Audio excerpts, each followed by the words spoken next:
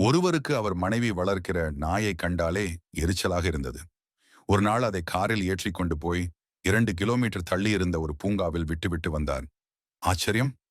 அவருக்கு முன்னாள் வீட்டில் இருந்தது அந்த நாய்.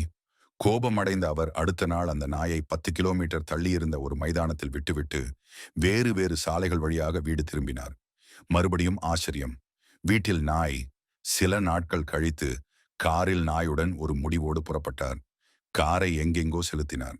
வழியில் குறுக்கிட்ட ஒரு ஆற்றை கடந்தார். ஒரு பாலத்தின் மேல் ஏறி இறங்கினார். இடப்பக்கம் வலப்பக்கம் என சுற்றி சுற்றி நீண்ட தூரம் போய் ஒரு காட்டு பகுதியில் அந்த நாயை தள்ளிவிட்டு வேகமாக காரை கிளப்பி புறப்பட்டார்.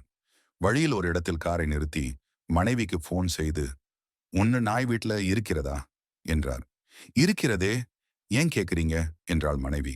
உடனே அவர், "அந்த நாய்கிட்ட போனை கோடு, வீட்டுக்கு வழி தெரியல" என்றார்.